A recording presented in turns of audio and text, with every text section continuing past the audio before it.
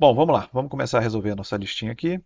Esse primeiro problema aqui saiu com um defeito aqui no enunciado. O enunciado está muito ambíguo e não dá para entender direito as regrinhas do jogo aqui que ele está tentando falar.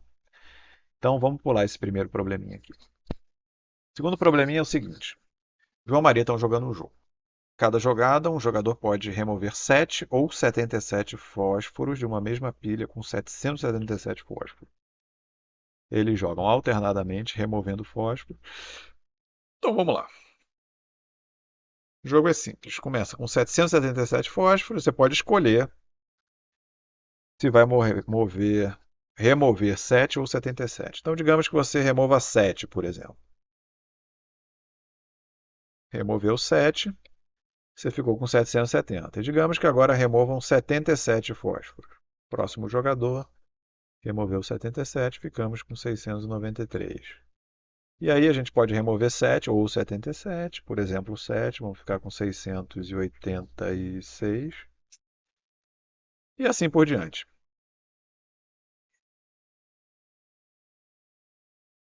Espera aí, temos, tá certo isso aqui? 777 menos 700, 693 menos 7, tá certo. E aí, olha só, o que acontece? O vencedor é o jogador que torna seu oponente incapaz de retirar fósforo. Uma hora, esses números sempre vai diminuindo, então é claro que uma hora isso vai acontecer de você não poder retirar mais fósforo. Se você terminar, por exemplo, com 2 fósforos na pilha, você não vai poder, você não pode retirar nem 7 nem 77. Então, alguma hora esse jogo vai terminar. Primeira coisa que a gente repara é isso aqui. 7, 77, 770, tem muito 7 aqui nesse número. Todos esses números aí são divisíveis por 7. Então, a gente pode pensar o seguinte: vamos agrupar esses 777 fósforos. A gente pode pegar aqui, por exemplo, tem 7 fósforos aqui. Vamos agrupar isso daqui. Os próximos 7 fósforos, a gente agrupa também, como se fosse um elemento só, um grupinho de 7. E aí o que acontece? A gente consegue simplificar esse problema dividindo tudo por 7. Então você pode considerar um problema onde você tenha 111 coisas na sua pilha, cada coisa representando um grupo de 7 fósforos, e aqui você pode remover ou uma coisa ou remover 11 coisas dessas 111 aqui. Então, por exemplo, removeu 11, ficou com 100. Removeu 1, ficou com 99. É exatamente o mesmo problema, tá? Só que a gente simplificou ele dividindo todo mundo por 7. É só a gente fazer o problema com 111, com 11 e com 1. E cada decisão que a gente tomar aqui é só multiplicar por 7 para voltar para o jogo original. Isso daqui é uma coisa chamada isomorfismo.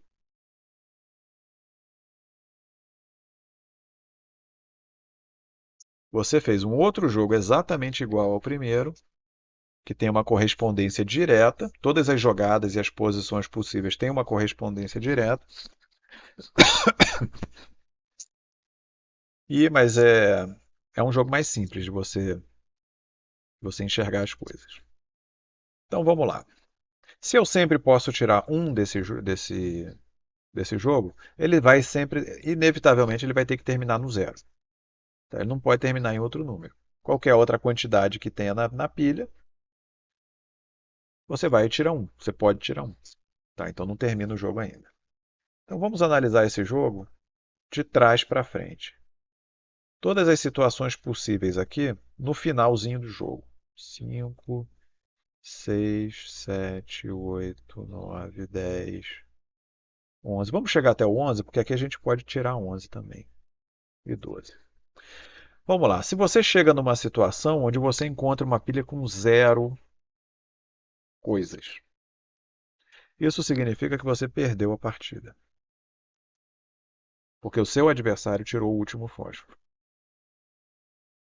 Então a posição com 0 é uma posição perdedora. Por que perdedora? vence o jogador que torna seu oponente incapaz de retirar fósforo. Ou seja, se o jogo não terminou ainda e você tem zero, então você não pode mais tirar fósforo, você perdeu. Um fósforo é uma posição claramente vencedora. Por quê? Porque você retira esse fósforo, retirou o último fósforo, seu adversário não é capaz de tirar mais nada, porque não tem mais nada. Então você venceu. Com dois fósforos, você só tem uma jogada para fazer, que é retirar um fósforo. E aí você vai deixar o seu adversário numa posição vencedora. Então, com dois fósforos, você perdeu a partida. Com três fósforos, você só tem uma opção, que é tirar um fósforo. Então, você venceu, porque você vai deixar seu adversário numa posição perdedora. E aí, até chegar no 11, vai tudo se alternando aqui. Perdedora, vencedora, perdedora, vencedora, perdedora, vencedora, perdedora. Por quê? Porque chegou com menos de 11 fósforos, cada jogador vai. O jogo já está decidido aqui. Você só tem uma jogada para fazer, que é retirar um. Seu adversário só vai ter uma jogada. Então, temos até aqui uma paridade. Quando chega no 11, para analisar essa posição, a gente tem duas jogadas para fazer. Uma jogada é retirar um fósforo e deixar 10 fósforos na pilha, ou podemos retirar 11 fósforos e deixar 0 fósforos na pilha. Nos dois casos, a gente está jogando o nosso adversário numa posição perdedora. Então, a posição 11, ela é uma posição vencedora. Você pode fazer qualquer coisa, que essa posição é vencedora. No 12, no 12, você pode fazer duas coisas: retirar um fósforo ou retirar 11 fósforos. Nos dois casos, você vai estar jogando o seu adversário numa posição vencedora. Então, a posição 12, ela é perdedora. Então, a paridade se mantém. Isso dá para a gente ver claramente aqui, porque as duas jogadas que você tem para fazer são números ímpares que você vai retirar da pilha. Então, se a pilha começa com um número ímpar, você vai fazer uma jogada, você vai retirar uma quantidade ímpar, então você vai deixar uma quantidade par de fósforos na pilha.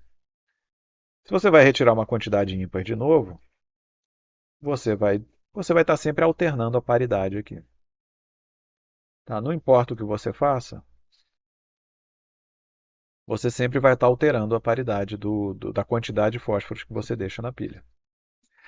Como o jogo termina sempre nessa posição aqui, zero, que é um número par,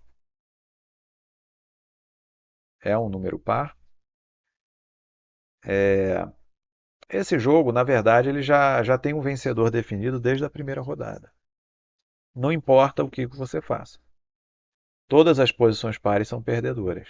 Então, quem é o primeiro a jogar vai vencer esse jogo. Tá? Tanto que ele pergunta aqui, quem vai vencer? João e Maria, João jogando primeiro. Então, quem vai vencer? João. Não importa o que João jogue, não importa o que Maria jogue, a paridade aqui, a análise de paridade, já diz pra gente que o João vai vencer sempre esse jogo. Não importa o que ele jogue, não importa o que a Maria jogue. Tá? Uma coisa que não era clara aqui nessa primeira situação, onde você tem 787, 77, 7, uma coisa complicada. Você faz uma simplificação com isomorfismo, faz uma análise de paridade. Você já vê rapidamente que esse jogo não é um jogo tão interessante assim. É. O João sempre vai encontrar uma quantidade ímpar de fósforos na pilha, vai jogar qualquer coisa e vai deixar uma quantidade par de fósforos para Maria. Eventualmente, ele vai deixar 0 fósforos para Maria, ou seja, ele vai pegar o último fósforo. Então, próximo. João e Maria estão jogando o seguinte jogo. Cada um escolhe, por sua vez, um número da lista: 1, 2, 3, 4, 5, 6, 7, 8, 9. Cada número só pode ser escolhido uma vez e vence o primeiro jogador que conseguir juntar 3 números cuja soma seja igual a 15. Então vamos lá, só para ficar claro. Temos o João e a Maria. O João pode escolher, por exemplo, o 6. Maria escolhe o 8. João escolhe o 3, por exemplo. Não, 3 não. 3 é um número ruim. Ele pode escolher o número 5, por exemplo. Agora repara o seguinte, a Maria está esperta aqui. Se ele escolher o 4 aqui, ele faz um conjunto de três números que somam 15. A Maria, por exemplo, ela não pode vencer com o 7, porque ela só tem um conjunto de dois números que somam 15. Então, a Maria ela vai escolher, se ela for estiver prestando atenção, ela vai escolher o número 4. Por quê? Porque aí o João não vai poder escolher o número 4 aqui. Então o João vai ter que escolher, vai ter que fazer alguma outra estratégia para tentar vencer. Então o João, por exemplo, pode escolher o número 2. Aliás, não. Não é uma boa jogada essa. Porque a Maria agora é que vai poder vencer se ela escolher o número 3. Então, se o João estiver prestando atenção, ele vai escolher o 3 aqui.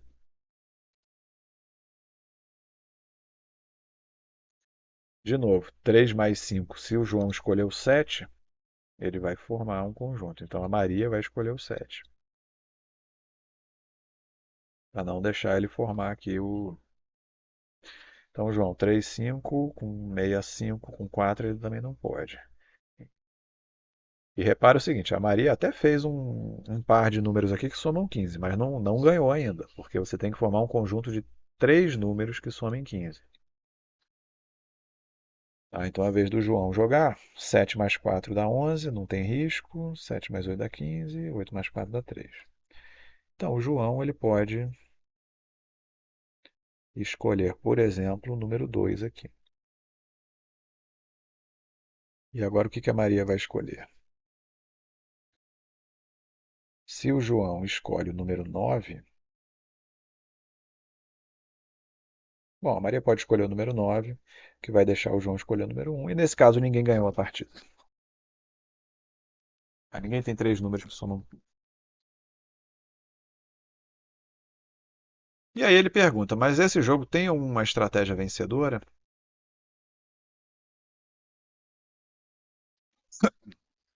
A gente pode começar escrevendo todas as combinações de três números que somam 15. Então vamos lá. 1, 5 e 9. Se eu escolher qualquer número menor que 5, eu não vou chegar a 15. 1, 6 e 8. 1, 7, 7 não dá porque não pode repetir o 7. 2, 4 e 9. 2, 5 e 8. 2, 6, 7. Pronto, só essas. Com o 3, a gente pode formar 3, 4 e 8, 3, 5 e 7, 3, 6, 6 não pode porque repete o 6. Com 4, temos 4, 2, 9, já foi, 4, 3, 8, 4, 4, 4, 5 e 6. E aí acho que acabou, né? Porque agora com o 5, a gente vai ter que escolher um número menor que o 5 e todos os menores que 5 já foram todos. Então são só essas possibilidades aqui. Então vamos lá, vamos fazer uma análise aqui rapidinha. Quantas combinações eu tenho possíveis com cada número aqui? Com o número 1 eu tenho duas combinações possíveis, com o número 2 eu tenho três combinações possíveis, com o número 3 eu tenho duas combinações possíveis, com o número 4 eu tenho uma, duas, três combinações possíveis, com o número 5, um, dois, três, quatro. Eu tenho quatro combinações possíveis. O 6 a gente tem 3. O 7 2. O 8 3. E o 9, 9 2 4 e 9 1 5. Duas só. Então temos um número aqui especial que tem quatro combinações. Todos os números com três combinações são números pares. E depois os outros ímpares diferentes de 5. Isso tem duas combinações só. Então vamos desenhar aqui um esquema onde o número 5 é um número central aqui. A gente tem aqui o 2, 5 e 8, 3, 5 e 7, 4, 5 e 6. Todas as combinações do 5, né? As combinações do 2. 2, 5, 8 já está aqui. 2, 4 e 9, 2, 6, 7. Ó, 4 e 9 e 6, 7 estão aqui. Então eu vou só fazer uma coisa, que eu vou trocar o 2 com o 8. Só para a gente poder começar a ligar essas coisas e tentar enxergar alguma coisa aqui.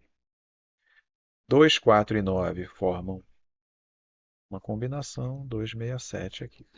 Então botei tudo do 5 e do 2. Quais as combinações que a gente já colocou aqui? Colocamos já 2, 5, 8, 1, 5, 9 já colocamos, 2, 4, 9 já, essa aqui já, essa aqui já, essa aqui já. Faltam duas combinações só, que é 168, ó, 168 já está aqui, e 348 aqui, 348. Então, ficou uma figura bem simétrica, né? Na verdade, isso daqui é um quadrado mágico de 3 por 3. Por quê? Temos linhas aqui, três linhas horizontais, três linhas na verticais e duas linhas na diagonal. Então é aquele quadrado, né, onde todas as linhas, todas as colunas e as diagonais têm a mesma soma. 618, 753, 294. Se você somar os números de cada linha vai dar 15, 15, 15. Na coluna também e nas duas diagonais também. Agora, isso daqui, então o jogo a gente pode enxergar ele dessa forma aqui. Eu posso escolher um número, por exemplo, escolher o número 5. O meu adversário escolhe um outro número, vamos botar ele de amarelo aqui. Ele escolhe, por exemplo, o número 1. Eu posso escolher o número 4, por exemplo. Repara o seguinte, o meu adversário não pode me deixar fazer três números em linha reta aqui, nessa diagonal. Então ele vai ter que jogar, vai ter que escolher o número 6. E aí? Esse quadrado, na verdade, a gente enxerga muito mais fácil as coisas. Eu vou ter que escolher o 8, porque senão ele vai fazer três números aqui na mesma linha. E agora ele vai perder. Por quê? Para não me deixar fazer completar essa diagonal, ele vai ter que jogar aqui. Só que aí eu jogo aqui e completo três números na mesma linha.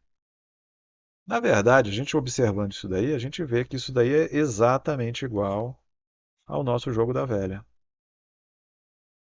Ou seja, é só você desenhar esse quadradinho aqui, colocar os números aqui, 8, 7, 5, 3, 2, 9, 4 e pronto. Quando você começa o jogo, por exemplo, você escolhe o 6, é como se você fosse marcando o X aqui. Seu adversário escolhe o 5, por exemplo. Escolhe o. Não, vamos escolher o 3, por exemplo. Você pode escolher o 5. Seu adversário vai ter que escolher o 4. Você escolhe o 8 e você ganha. Porque se ele fizer aqui, você marca aqui. Tem uma combinação que vai dar 15. E se o seu adversário marcar aqui, você marca aqui e ganha. Então esse jogo ele é isomórfico ao jogo da velha. Outro caso de isomorfismo. Esse jogo, que aparentemente não tem nada a ver com o jogo da velha, quando você tenta esquematizar ele, tenta ver todas as possibilidades, você vê que ele tem exatamente o mesmo formato do jogo da velha. e vai ter exatamente as mesmas estratégias. Então, a resposta: algum jogador tem uma estratégia vencedora? Não. A gente sabe que o jogo da velha, com o melhor jogo, sempre vai dar empate, né? Sempre vai dar velha. As melhores tentativas para jogar o jogo da velha são o seguinte: você escolher primeiro aqui o centro. Se o seu adversário escolher um número aqui ímpar, ele perde. Então, por exemplo, escolheu o número um, você escolhe, por exemplo, aqui, ele vai ter que escolher aqui, você marca aqui. E aí você tem duas linhas para completar. Ele não consegue cobrir as duas ao mesmo tempo. Então, a estratégia: se ele escolher o 5, você escolhe o número par, tá? Que aí qualquer coisa aqui que ele escolha vai terminar em velha esse jogo. Tá? Não tem como ganhar. Uma outra estratégia para ganhar o jogo da velha é você escolher um joguinho do canto aqui, escolher um número par. Se o adversário escolher qualquer coisa menos o número 5, você ganha o jogo. Mas se ele escolher o número 5, você não tem como ganhar mais esse jogo. Tá? Vai dar velha. Se ele escolher qualquer número sem ser o número 5, por exemplo, escolher esse número 8 aqui, você pode escolher como é que você ganha aqui. Você escolhe esse aqui, ele vai ter obrigado a escolher aqui, você escolhe esse aqui e pronto. Aí você ganha uma das duas aqui. São as melhores estratégias para tentar ganhar o jogo da velha. Mas se o segundo jogador souber jogar, souber as estratégias, vai dar sempre empate esse jogo. Então, resposta: não. Nenhum jogador tem uma estratégia vencedora aqui. 4. Dois jogadores se revelam em turnos colocando cavalos no tabuleiro de xadrez. Tabuleiro de xadrez tem 8 por 8. Vamos desenhar rapidinho aqui.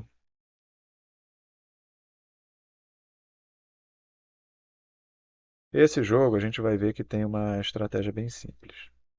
É o seguinte: quando você coloca um cavalo, parece um jogo complicado, porque parece que é um jogo que tem muitas possibilidades. E realmente tem muitas possibilidades.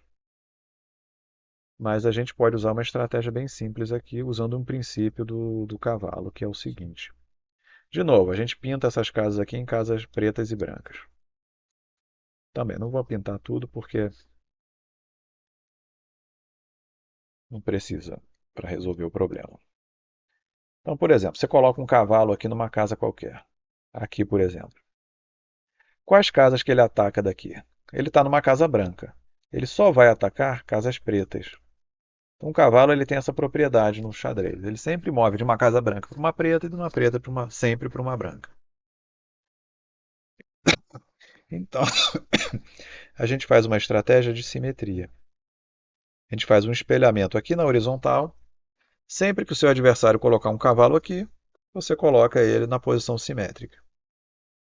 E você sempre vai poder fazer isso. Porque o tabuleiro ele está todo simétrico. Então, se ele coloca um cavalo aqui, se essa casa não está atacada, significa que essa casa também não vai estar atacada. E ele nunca vai poder colocar um cavalo aqui perto do centro, de forma com que você não possa colocar um cavalo na posição simétrica. Por quê? A posição simétrica sempre é de cor oposta. Tá? Na verdade, a posição simétrica ela sempre vai estar na mesma linha do cavalo. E um cavalo nunca ataca uma casa na mesma linha. Então, o que, que vai acontecer? Se esse cavalo aqui pode ser colocado aqui, é porque não tem nenhum outro cavalo atacando essa casa. Se não tem nenhum cavalo atacando, como a posição é simétrica, não vai ter também nenhum cavalo atacando essa casa aqui. Então você sempre vai poder colocar um cavalo na posição simétrica. E se você pode sempre fazer a jogada simétrica, você vai vencer. Porque você sempre vai ter, é garantido, é matematicamente garantido que você sempre vai ter uma jogada para fazer. Então vamos lá, ele coloca o cavalo aqui, por exemplo, você coloca o cavalo na posição simétrica aqui. Ele coloca um cavalo aqui, por exemplo, você coloca na posição simétrica. E vai seguindo isso daí. Alguma hora, o seu adversário não vai ter alguma jogada para fazer. E você sempre vai ter jogada para fazer. Algum deles consegue garantir a vitória? Sim. O jogador que começa. Não, o segundo jogador, na verdade, quem começa perde esse jogo, né? Porque o segundo jogador com a simetria.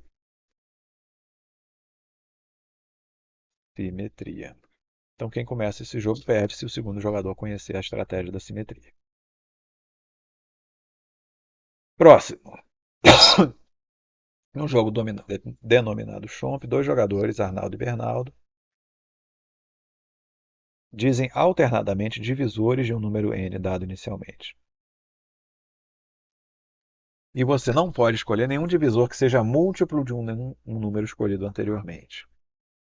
Então, por exemplo, vamos fazer um caso simples aqui. Número 10. Quais são os divisores do número 10?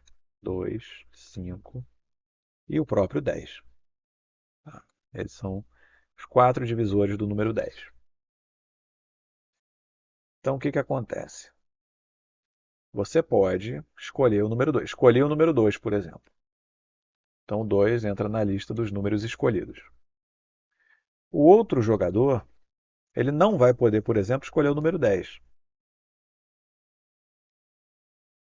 Porque 10 é um múltiplo de 2. Então, o número 10 já está eliminado, não vai poder escolher.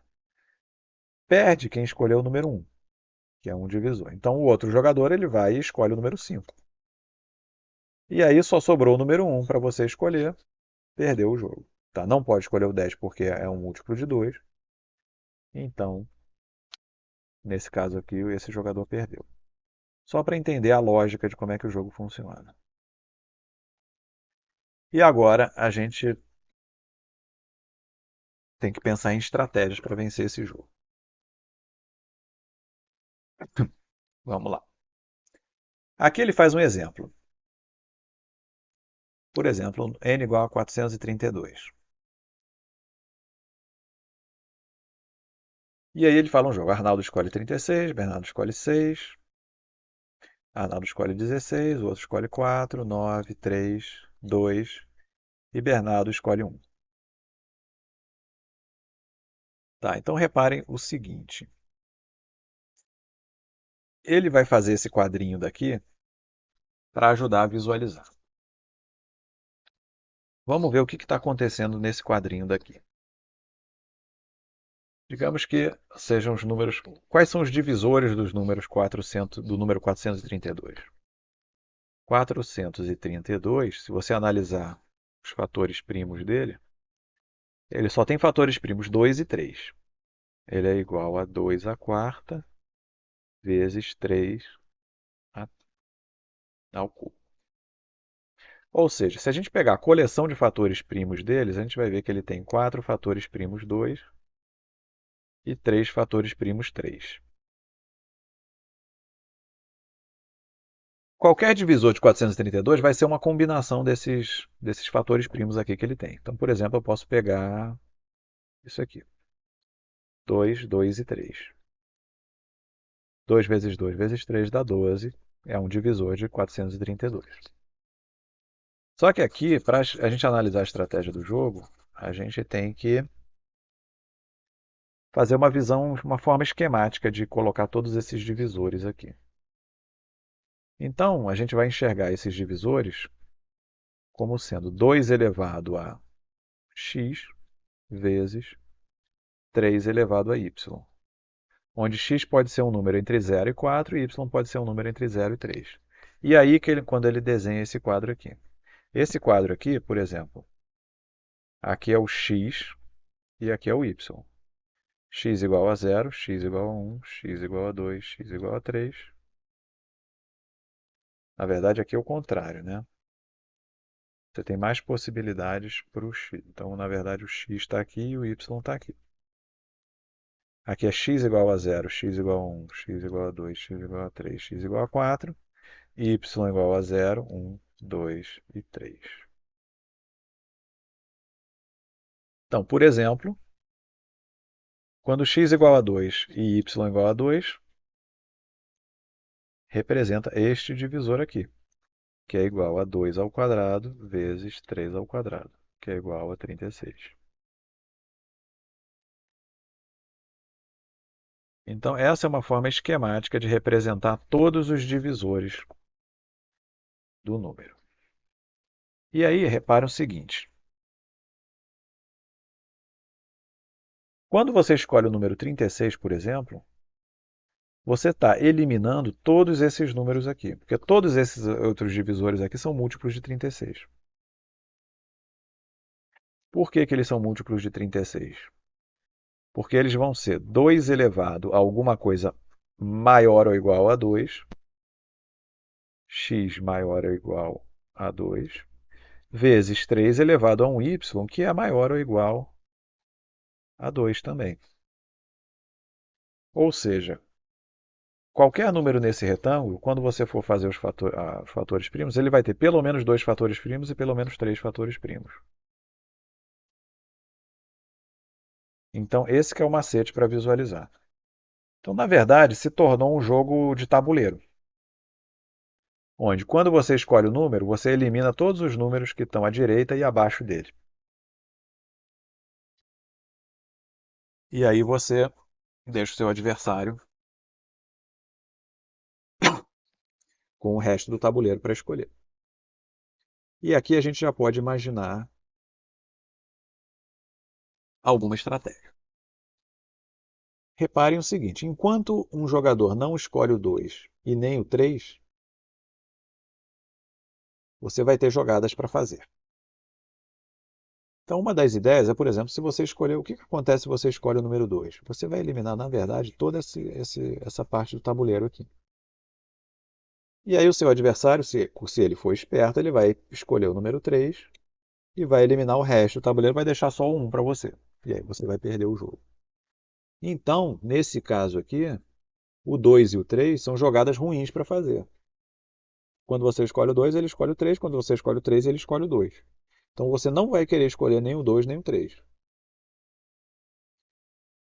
Então, quando que esse jogo vai acabar? Sabendo disso, ninguém vai querer escolher o 2 nem o 3. O que acontece se alguém escolher o 6, por exemplo? Escolhi o 6, eliminei o resto desse tabuleiro aqui.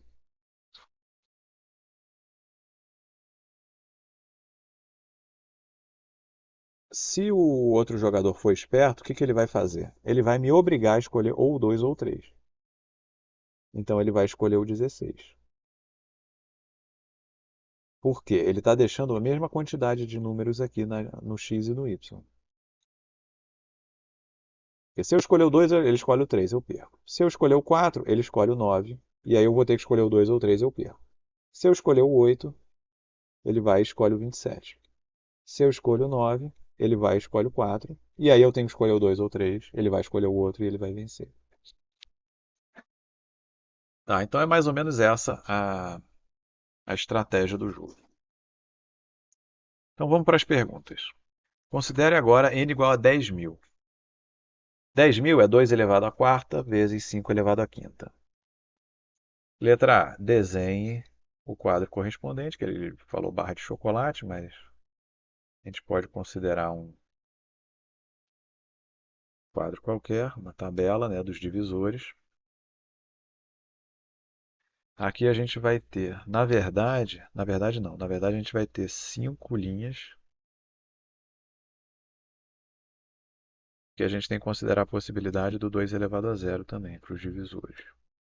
E aqui na coluna a gente vai ter 6. Onde? Aqui vai estar o 1, aqui vai estar o 2, não, aqui vai estar o 2 e aqui vai estar o 5. Aqui vai estar o 25, aqui vai estar o 125, aqui vai estar o 625 e aqui, isso aqui vezes 5 vai dar quanto? 3.125.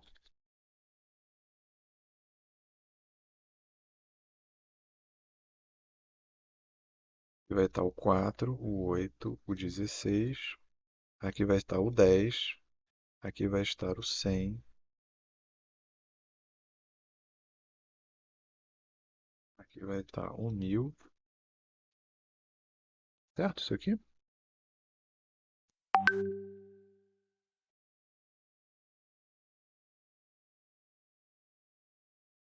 10.000 ele teria que estar... Não, isso aqui está errado. 10.000 não é igual a 2 à quarta vezes 5 à quinta. 10.000 é 2 a quarta vezes 5 a quarta. Então, peraí, isso aqui tem um erro aqui no enunciado.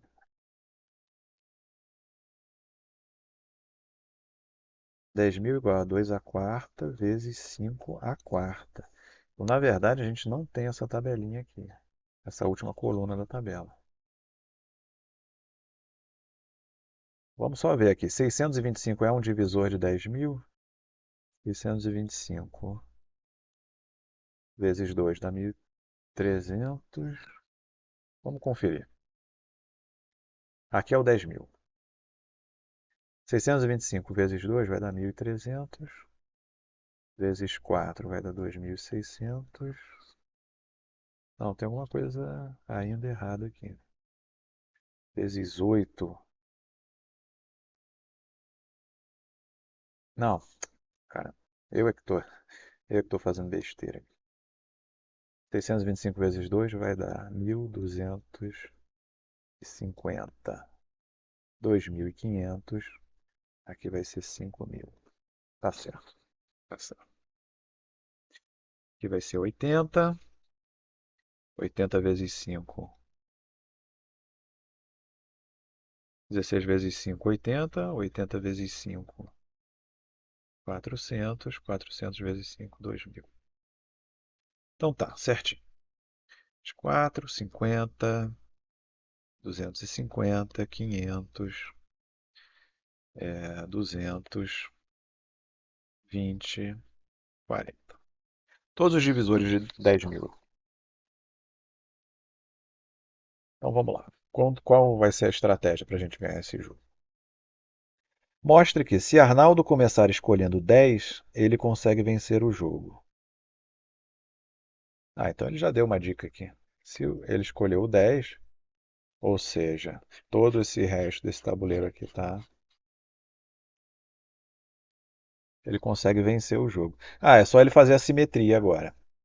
Se o Bernardo escolhe o 125, por exemplo, que elimina esses dois, ele escolhe esse aqui que elimina esses dois.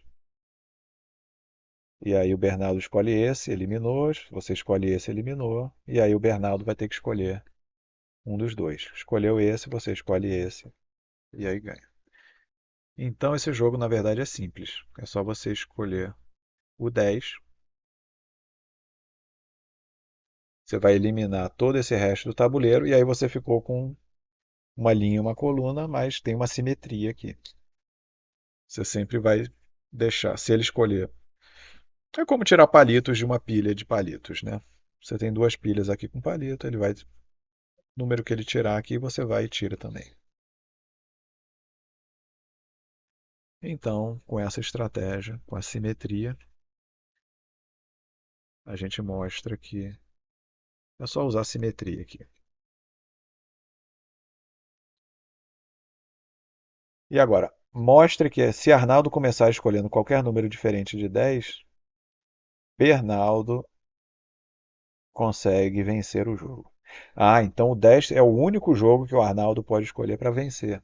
É o único número o único divisor que ele pode escolher para vencer o jogo. Então vamos lá, se ele não escolheu o 10,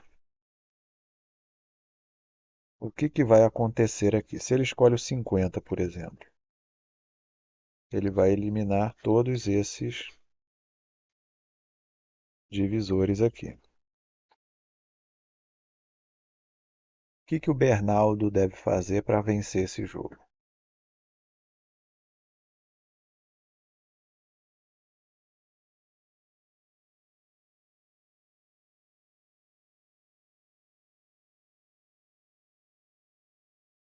Talvez o seguinte, talvez ele escolha esse número 20 aqui e deixe uma posição simétrica também. Só que é uma posição simétrica onde você não tem só uma linha e uma coluna. Você tem um númerozinho a mais aqui para gastar. Aliás, não. Se ele escolher essa daqui, o Arnaldo vai escolher o 10 e vai vencer. Foi uma besteira ter escolhido o número 20. Mas, se o Arnaldo escolhe o 50, por exemplo, o Bernardo ele vai e escolhe o 10. E aí ele fica exatamente na mesma posição que o Arnaldo estava na letra B. Né? Aliás, o Arnaldo escolhe qualquer número desse retângulo aqui, diferente de 10, o Bernardo vai e escolhe o 10. E aí a gente vai para a letra B, onde a gente já viu que o Bernardo vai vencer. Então, a grande questão agora, se o Arnaldo escolhe o 5, o Bernardo escolhe o 2 e vence. Então, agora, a gente só tem que analisar esses outros aqui. Se o Arnaldo escolher um desses três aqui, ou um desses três, mas dá no mesmo porque existe uma simetria aqui nessa diagonal, né? Então, agora a gente só precisa analisar esses três números aqui. Digamos que o Arnaldo escolhe esse número aqui, 625. Ele vai eliminar toda essa coluna daqui. O que o Bernardo pode fazer para vencer? Repare que aqui ele não vai ter a estratégia da simetria, né?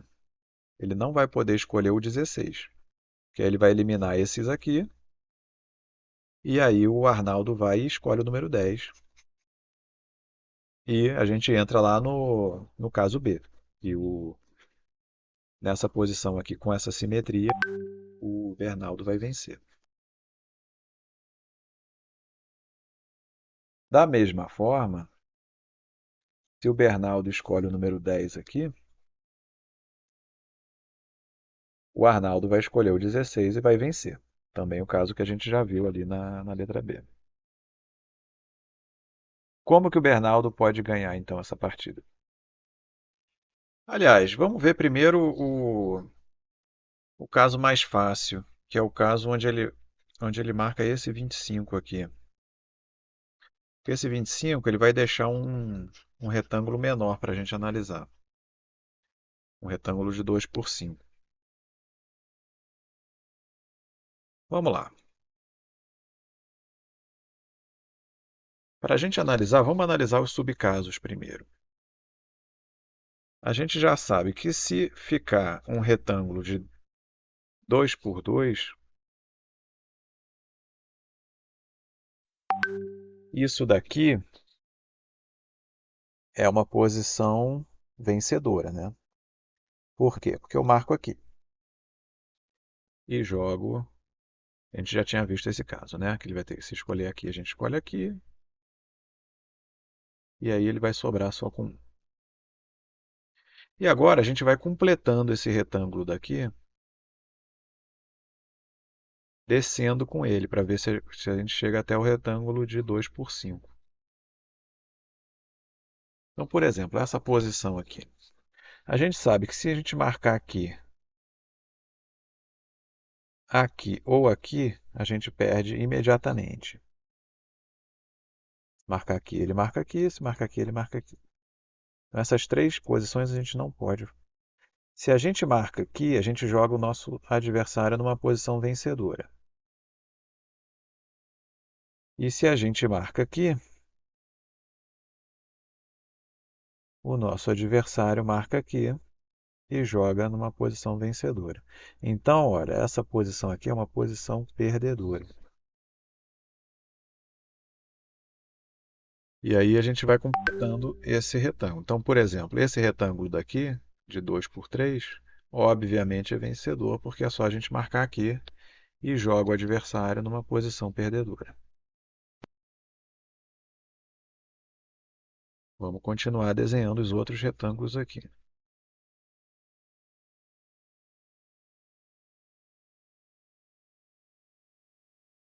Esse daqui, com uma perninha a mais. Será que é vencedor ou perdedor? Bom, aqui a gente perde, aqui a gente perde, aqui a gente perde.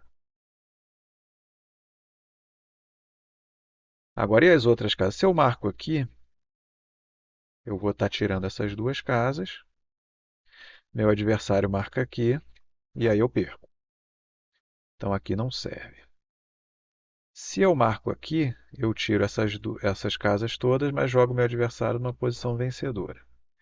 Então, também não serve. Então, só essas duas aqui que a gente tem que ver. Se eu marco aqui, eu jogo numa posição vencedora. E se eu tiro essa daqui, meu adversário tira essa aqui e me joga numa posição.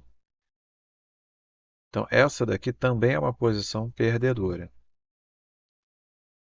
Então, a conclusão é que essa daqui é uma posição vencedora, porque é só tirar essa daqui e jogar numa posição, o adversário numa posição perdedora. Então, está faltando só dois casinhos aqui, que é pegar esse 4x4 e botar uma perninha nele aqui.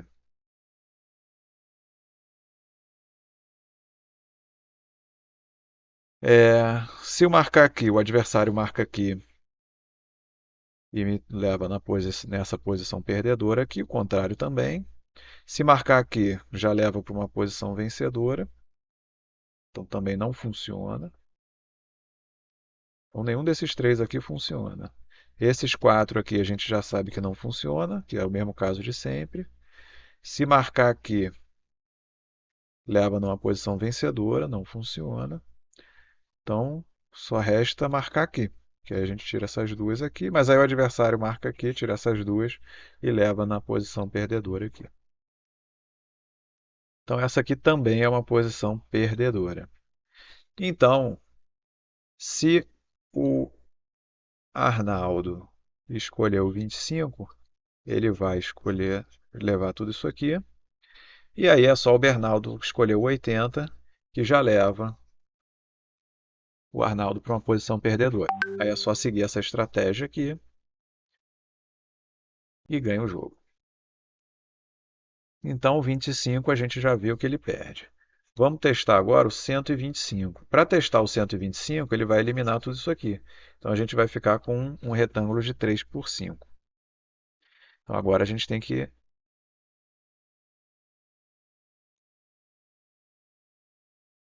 ver o retângulo de 3 por 5. Vamos só colocar aqui no cantinho isso daqui, para dar espaço para a gente desenhar todos os retângulos de 3 colunas. Essa aqui é uma posição perdedora. Repare assim, sempre que tem uma perninha aqui na figura, é uma posição perdedora. E um retângulo de duas colunas completo é sempre uma posição vencedora. A posição para esse retângulo aqui de 3 por 5 deve acontecer mais ou menos a mesma coisa. Então, vamos lá. Antes de analisar o 3 por 5, vamos analisar. Bom, o 3 por 2 a gente não precisa analisar, porque ele é simétrico, é esse daqui. Exatamente a mesma coisa. O que que acontece? Eu escolho esse daqui e vai jogar o seu adversário numa posição simplesmente transposta, né? Mas é exatamente a mesma coisa. Então, esse aqui a gente nem precisa analisar. Então, vamos analisar se a gente colocar uma perninha aqui. Se a gente colocar uma perninha, essa posição é vencedora, porque a gente marca aqui e joga o adversário na posição perdedora. Se esse retângulo tiver duas perninhas, quer dizer, essa figura aqui tiver duas perninhas assim, será que essa é vencedora ou perdedora? Se a gente marcar aqui, aqui, aqui, aqui, a gente perde. Ah, a gente vence simplesmente marcando aqui. Aí a gente elimina tudo isso aqui e fica aquela posição inicial com só quadradinhos na primeira linha e na primeira coluna com a quantidade igual. Aí se um marcar aqui, você sempre mantém o número igual e ganha por simetria. Tá? Aliás, essa posição, a gente nem precisava fazer isso. Bastava a gente falar o seguinte, que essa posição aqui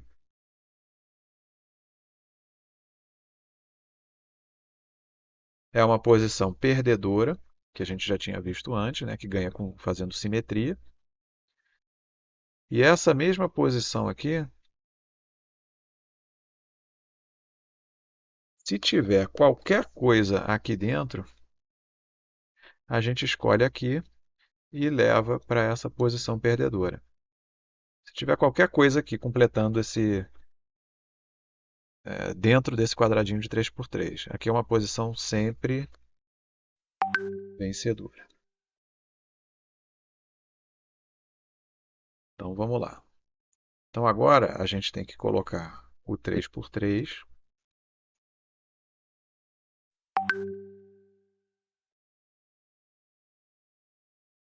Aliás, o 3x3 não, a gente tem que colocar pelo menos isso aqui, para ele ficar uma figura que a gente não viu ainda. 3 com 4 perninhas aqui. Essa posição é claramente vencedora, porque a gente escolhe esse daqui de baixo, né? Então vamos analisar as outras. Essa posição aqui,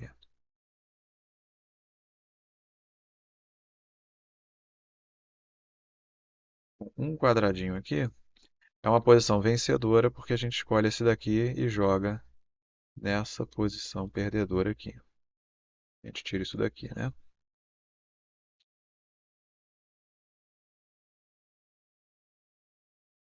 Tá. Vamos analisar agora assim, quando a gente coloca mais um quadradinho aqui no canto. Essas posições, se tirar isso, se marcar qualquer uma dessas aqui, a gente já sabe que perde. Se marcar aqui, tirar essas duas, o adversário tira essas duas. Não, o adversário tira só essa daqui de baixo e ganha. Se a gente marcar essa daqui, o adversário tira essas duas aqui e ganha. E aqui é a mesma coisa. Se o adversário marcar aqui, a gente marca. Quer dizer, se a gente marcar aqui, o adversário marca aqui e ganha. E se a gente marcar aqui, o adversário marca aqui, tira essas duas e ganha. Então essa daqui é uma posição perdedora.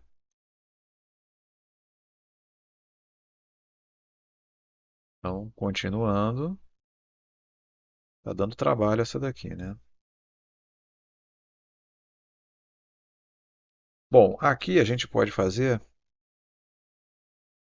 por analogia, né? A mesma coisa que a gente fez na de cima. Se for uma posição assim, mas que tenha qualquer coisa aqui dentro, a gente vai marcar aqui e vai levar, vai vencer. Então, essa daqui é uma posição vencedora. Então, descobrimos que o 3 por 4 é uma posição vencedora. E já sabemos como ganhar. É só a gente tirar um quadradinho de 2 por 2 aqui. E aí vem para essa posição aqui. Então, estamos quase chegando no 3 por 5. Vamos lá. Mais um pouquinho de trabalho.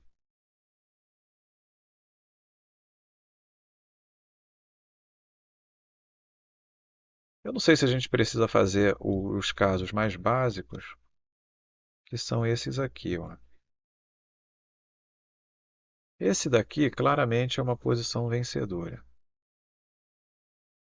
né? Vencedora que a gente marca aqui e leva para essa posição perdedora.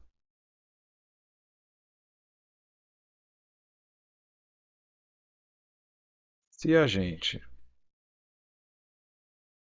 continuar nesse padrão,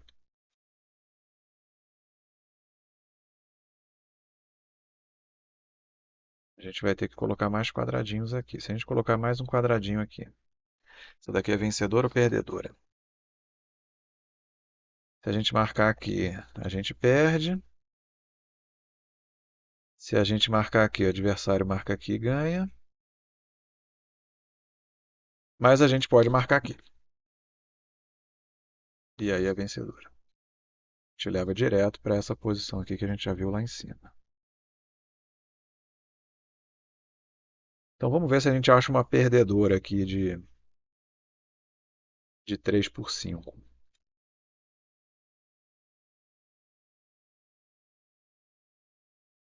A gente coloca esses dois aqui. Essa posição é vencedora ou perdedora? É a vencedora, porque a gente tira esse daqui e leva nessa posição aqui. Talvez a gente devesse até ter colocado esse aqui embaixo.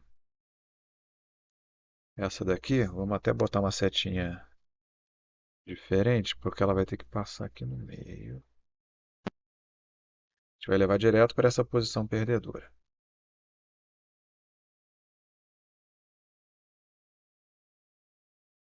Então, essa aqui também é vencedora. A gente quer descobrir uma posição perdedora onde a gente consiga jogar o nosso adversário aqui.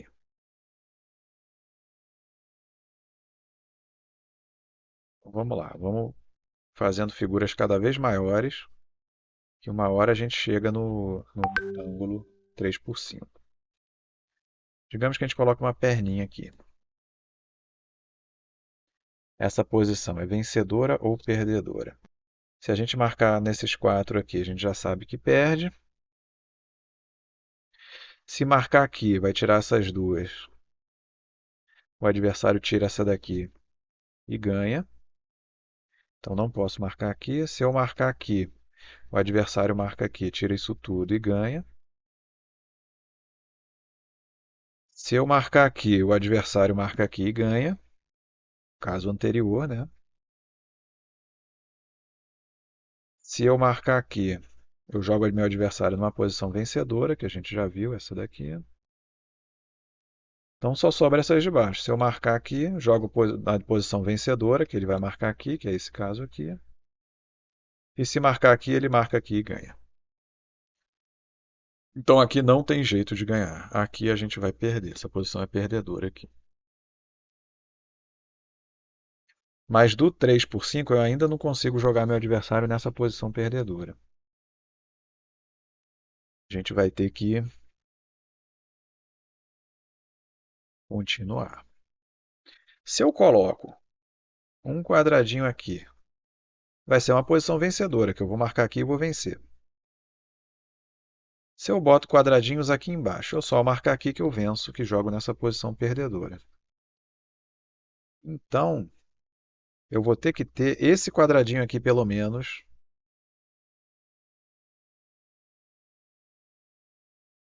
para tentar uma outra posição perdedora. Ou então esse mais esse daqui. Bom, vamos só desenhar pequenininho então, duas posições vencedoras aqui que levam diretamente nesse caso aqui.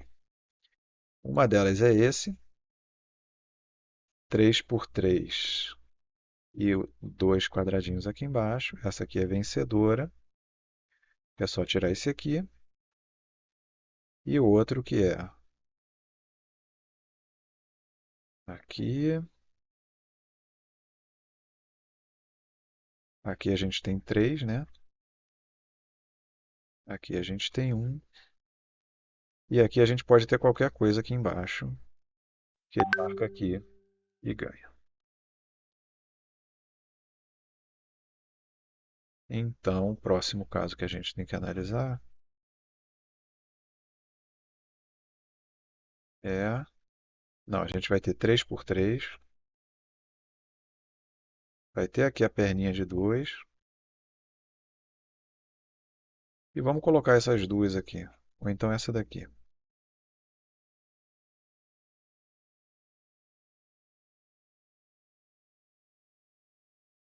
Essa daqui parece ser uma posição vencedora, né? É só marcar aqui, tira esse lado todo aqui e vai para esse caso aqui que a gente já conhece. Vencedora. Então, fazendo uma setinha lá, aqui embaixo.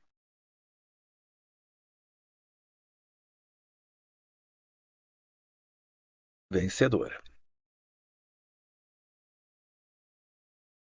Então, vamos colocar mais uma perninha aqui embaixo.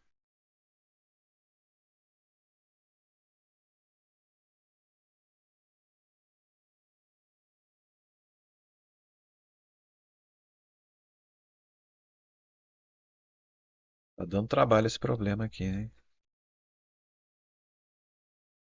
Vamos ver essa posição aqui. Bom, se marcar aqui em cima qualquer coisa, a gente já sabe que ganha.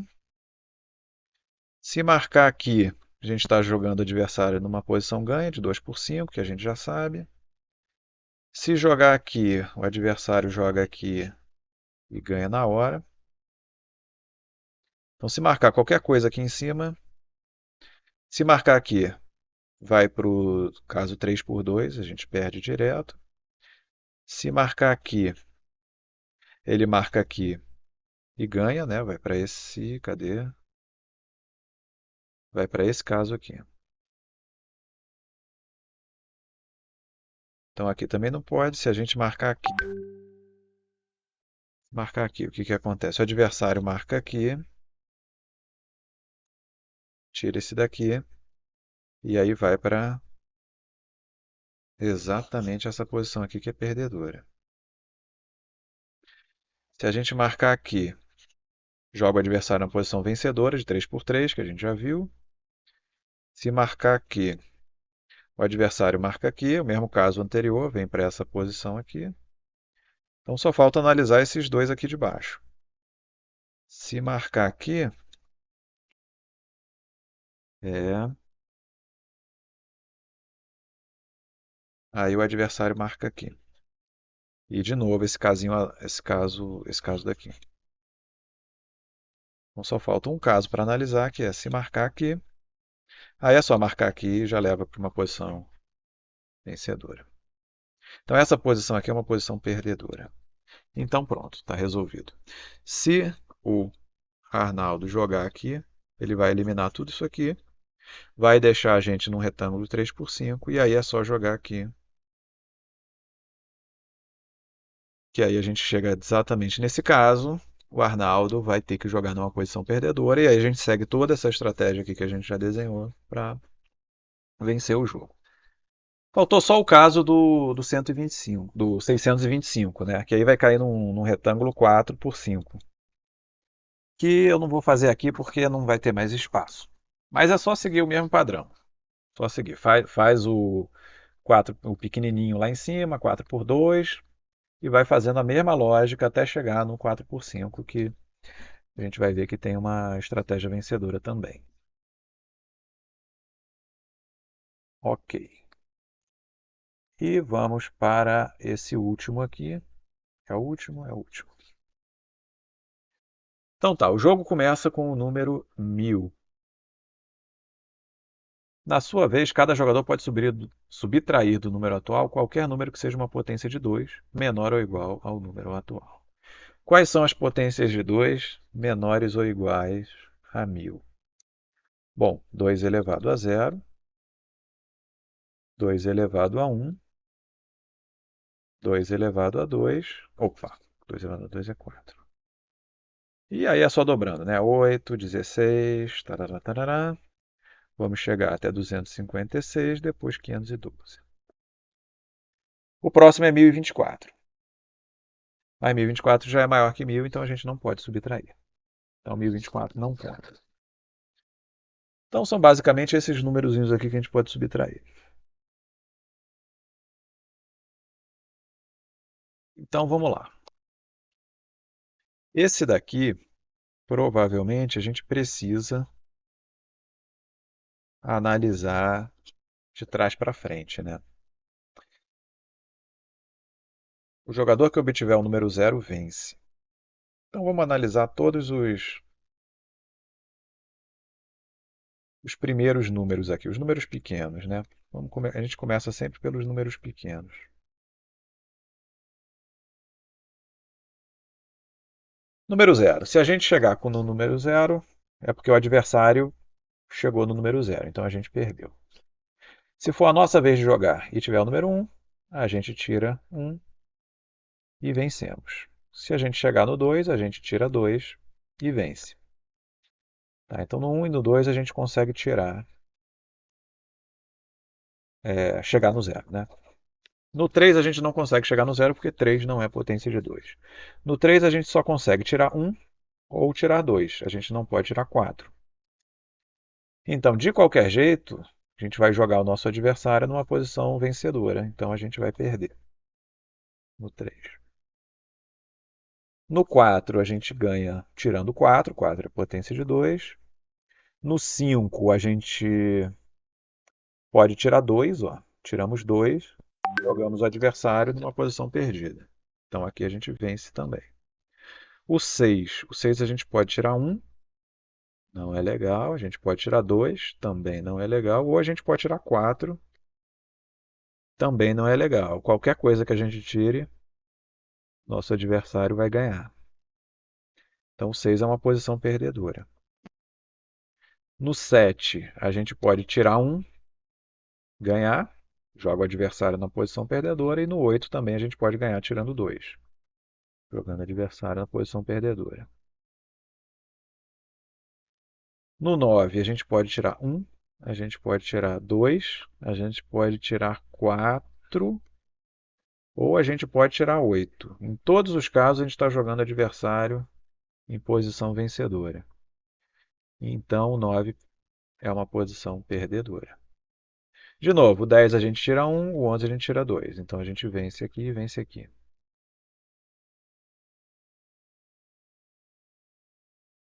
Então, a gente já está percebendo um padrãozinho aqui. Quais são as posições perdedoras? 0, 3, 6, 9. Então, são todos múltiplos de 3, né? Vamos ver se é, essa regra segue. O número 12 também é um múltiplo de 3. E a gente sabe que anteriormente ao número 12, todos os múltiplos de 3 são posições perdedoras e todos os que não são múltiplos de 3 são posições vencedoras. Então, o que acontece com o 12? A gente tem que tirar uma potência de 2. 12 é múltiplo de 3, a gente vai ter que subtrair um número que não é múltiplo de 3 e a gente vai cair num número que não é múltiplo de 3. Ou seja, sempre que eu tiver um número onde anteriormente só os múltiplos de 3 são posições perdedoras, esse daqui vai ser inevitavelmente uma posição perdedora também. Porque eu não consigo jogar o 12 no meu adversário numa posição perdedora daqui. Qualquer coisa que eu jogue vai cair numa coisa que não é múltiplo de 3 e o meu adversário vai vencer. Então é perdedor. Da mesma forma, se eu tiver um número que não é múltiplo de 3, tipo 13, e anteriormente todos os múltiplos de 3 são perdedores, eu simplesmente posso tirar ou um ou dois e jogar ele no último múltiplo de 3 que encontrou nessa lista aqui. Então, por indução, a gente prova que esse padrão vai se repetir até o 1000. E aí a nossa estratégia vencedora é justamente essa. Sempre deixar um múltiplo de 3. Quando a gente tem um 1000, a gente pode, por exemplo, tirar um e jogar o adversário 999, que é um múltiplo de 3. E aí o adversário do 999 vai jogar em alguma coisa que não é múltiplo de 3. A gente vai e joga no múltiplo de 3. Então o adversário vai jogar num 3x mais 1 ou 3x mais 2. E aí a gente vai e joga no múltiplo de 3 de novo. Assim sucessivamente. E aí a gente garante que o nosso adversário não vai chegar no zero, porque zero é um múltiplo de 3 também, né? Só a gente que vai chegar no múltiplo de 3. Então está garantida a vitória. Na verdade, aqui a gente pode tirar já números maiores, né? Esse daqui. Na verdade, a gente precisa tirar 1000 é um múltiplo de 3, é igual a 3 vezes 333 mais 1. É um múltiplo de 3 mais 1. Então a gente precisa tirar um múltiplo de 3 mais 1. Então esse daqui é um múltiplo de 3 mais 1. A gente ainda não viu a notação para isso, né? 3n mais 1. O 2 é 3n mais 2. O 4 é 3n mais 1. Aqui é 3n mais 2, múltiplo de 3 mais 2. E assim sucessivamente. Aqui é 1. E, na verdade, a paridade do expoente é que vai decidir se é um múltiplo de 3 mais 1 ou um múltiplo de 3 mais 2. 256 é 2 elevado a 8 e 512 é 2 elevado a 9. Então, para ser múltiplo de 3 mais 1, a gente pode tirar 256. Então, a gente já podia tirar logo 256 aqui do 1000. 1000 menos 256 vai dar 744, somando tudo dá 15, que é um múltiplo de 3. Se a gente quiser que o jogo termine mais rápido, então a gente vai poder sempre subtrair os maiores números aqui. Sempre seguindo a estratégia de deixar um múltiplo de 3. Garantido que é a vitória. Quem pode sempre garantir a vitória? O primeiro jogador, já que 1000 não é um múltiplo de 3. Se o jogo começasse com, por exemplo, 3000, aí o primeiro jogador garantiria a vitória. Aí ele que manteria sempre o múltiplo de 3. Então pronto, terminamos a nossa lista.